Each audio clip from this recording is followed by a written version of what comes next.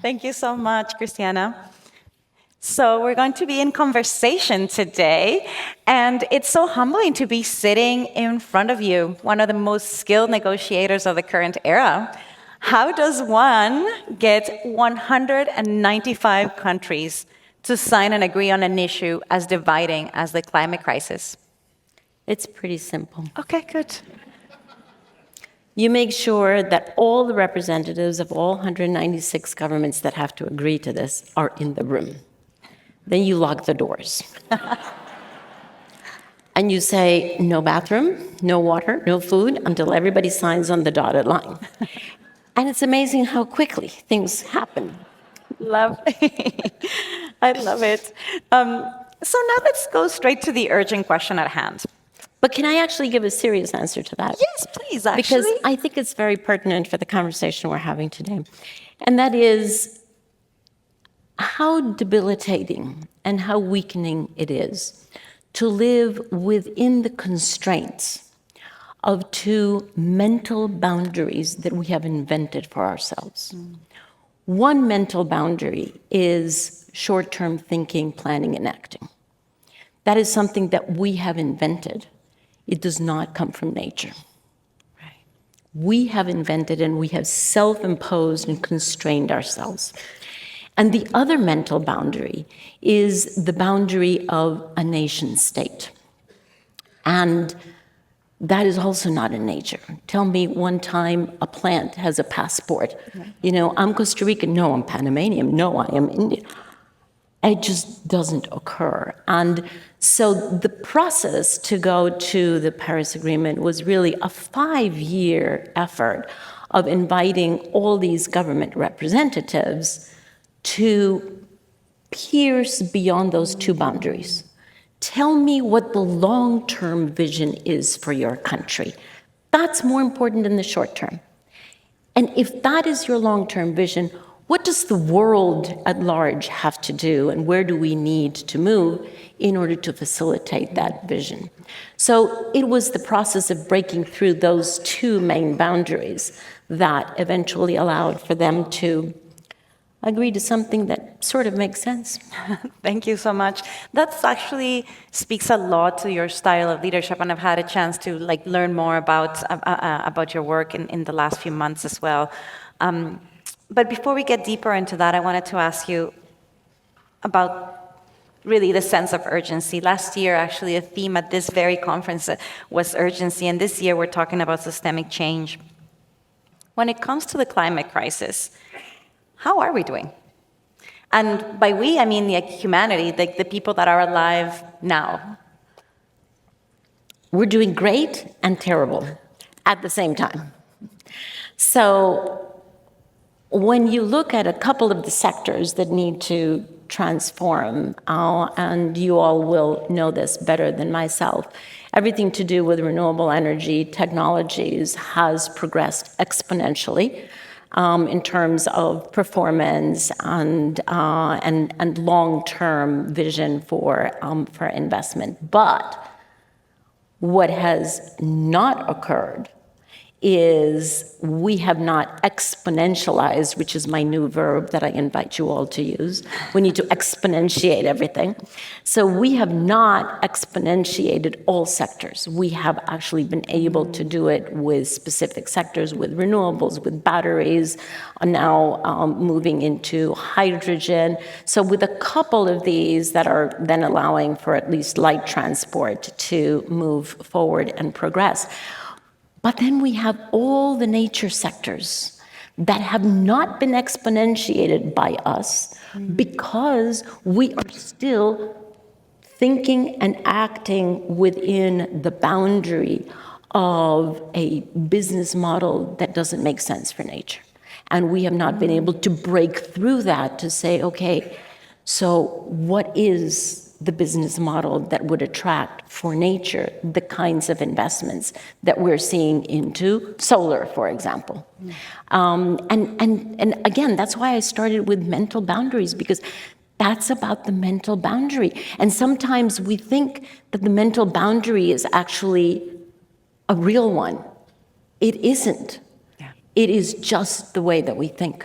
Oh, that's actually really interesting that you're mentioning that. Later in this conference, we're actually going to be having a whole session around how to put nature on the balance sheet, right? How to go beyond these mental boundaries of what goes into a balance sheet and really start thinking about, like you said, that nature-based business models.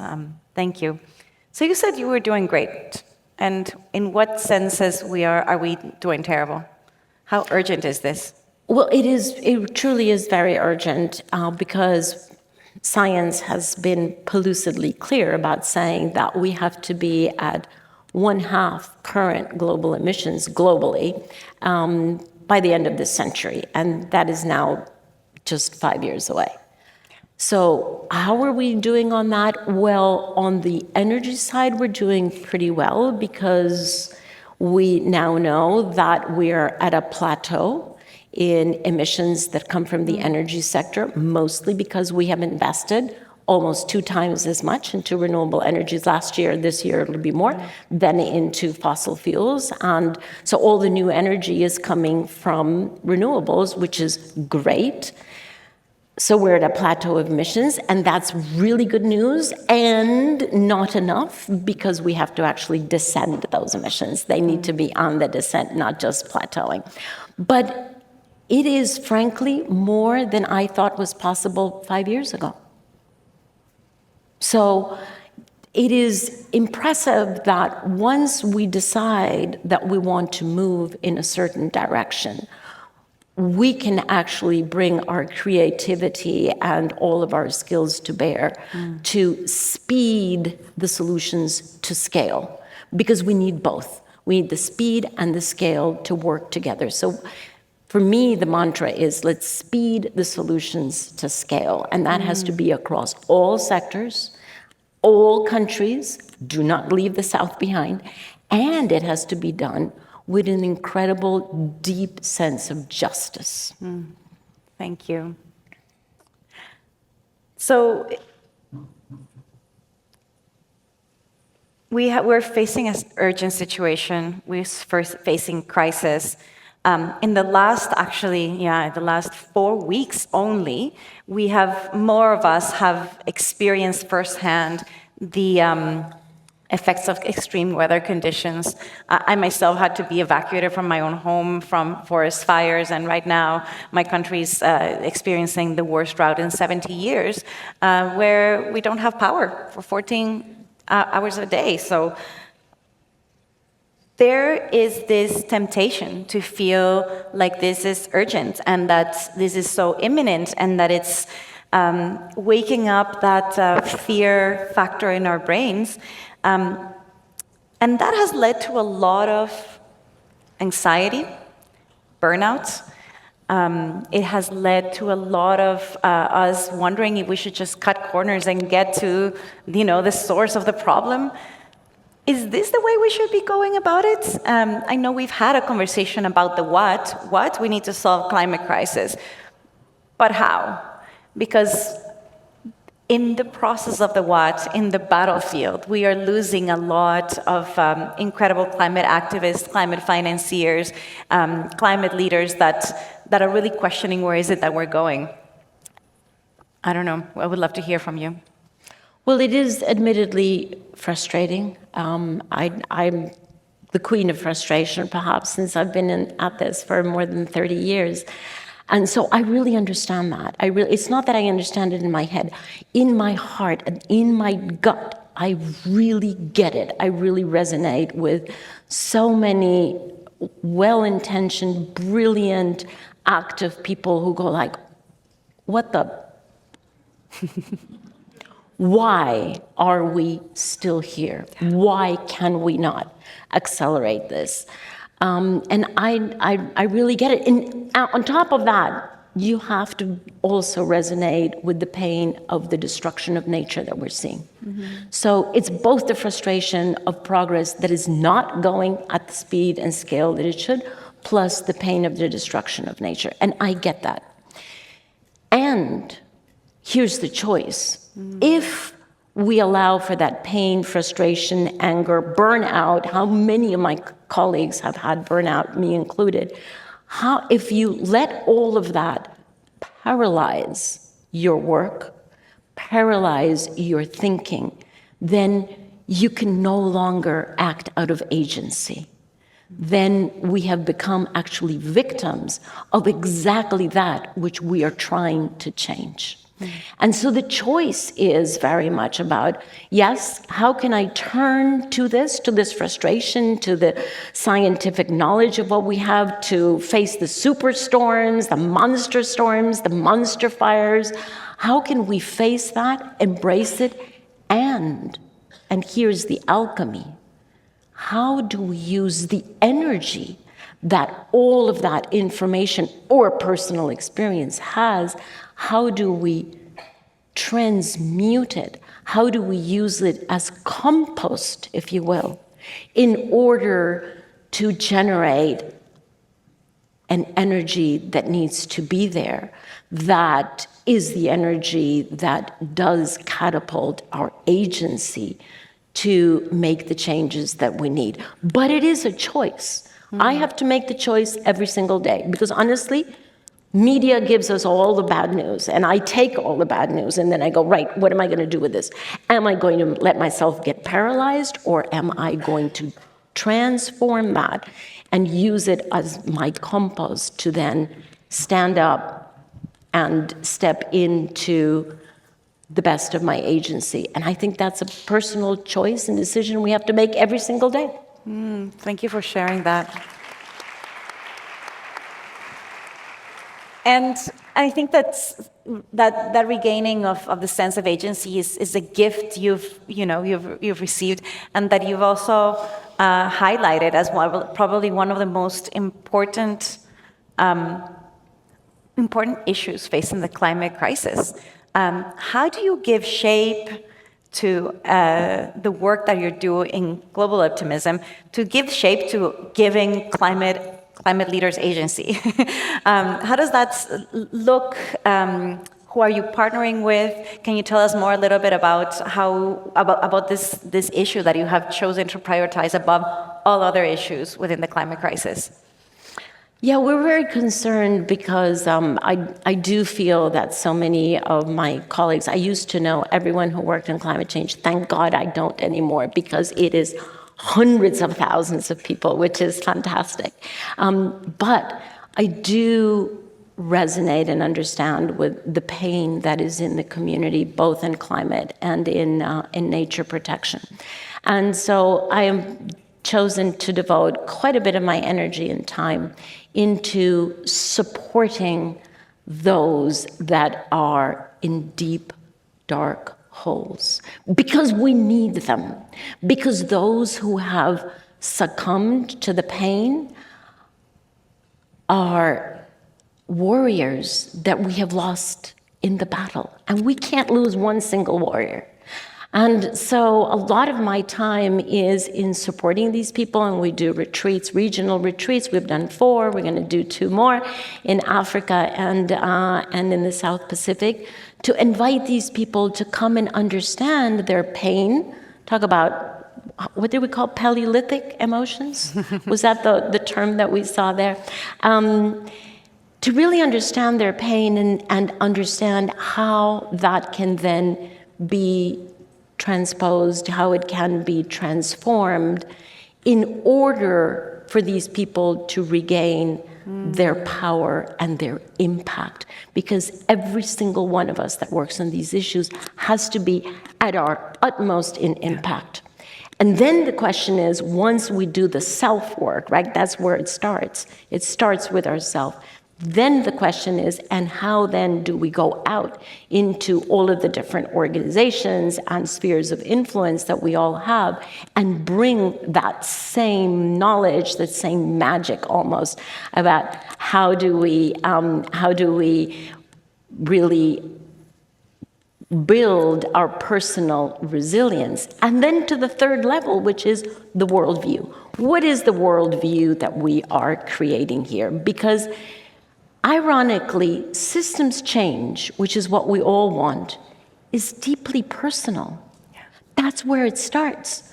But it has to start inside of us, and then we have to be mindful that clarity that we get for ourselves is a clarity that we align so that I am the same person as a person, I am the same person in my family, in my job, with my colleagues, and I am the same person vis-a-vis the planet. You cannot be one person at home with yourself or with your family or with my oncoming grandchild, and then be another person at the office or with your colleagues and another person with respect to what you want to see in the world. That just doesn't work. So it's about aligning ourselves through all three different levels of the system in order to optimize our positive, disruptive, creative energies. Thank you so much for that. And I can see how this magnetism that you're talking about, it makes it also a very for a very effective, pragmatic, set of tools for negotiations. In addition to locking in addition to all the other work, of course. Locking the room. Yes, yes, locking the room. So I wanted to maybe touch upon systems change, because you talked about systemic change. One of the insights we've actually found when observing systemic change examples is that they often come from collaborations that you wouldn't usually imagine.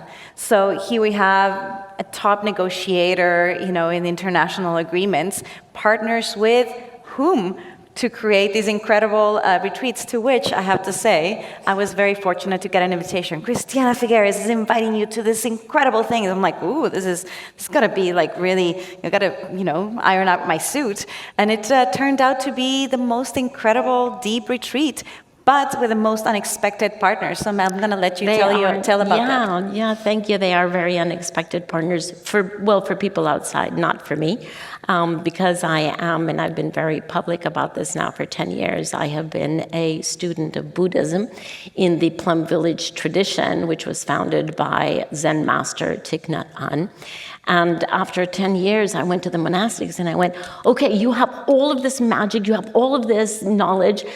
Why are we keeping it here, under a little roof? This has got to be shared widely. And I could only draw from my own experience of having been literally saved from suicide through the understanding that comes out of a Buddhist tradition that doesn't seek to convince anybody of Buddhism. It is basically a Buddhist tradition that tweaks life principles, life lessons for those of us who are working on so many different challenges.